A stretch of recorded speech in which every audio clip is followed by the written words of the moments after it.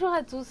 Nous sommes réunis aujourd'hui pour une formation intitulée « Connaître et prévenir les facteurs des risques psychosociaux ». Dans cette formation, nous allons étudier les risques psychosociaux, leurs causes, leurs conséquences et également les secteurs et les personnes qui peuvent en être atteintes. J'accueille François Delpierre. Bonjour. Bonjour. Vous êtes conseiller en mieux vivre au travail.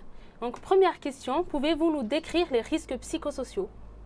Alors, c'est possible effectivement. Et alors, il y a beaucoup de définitions qui existent, plus ou moins officielles.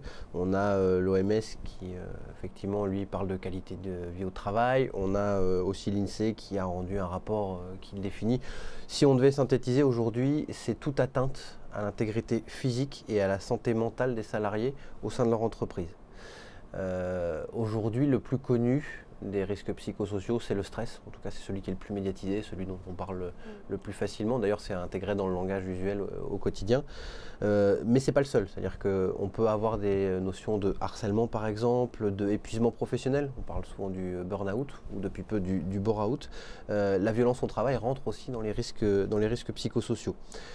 Ce qui est intéressant, c'est qu'aujourd'hui, la définition évolue de plus en plus non pas sur la logique de mal-être, de souffrance au travail, comme il le fut à une époque,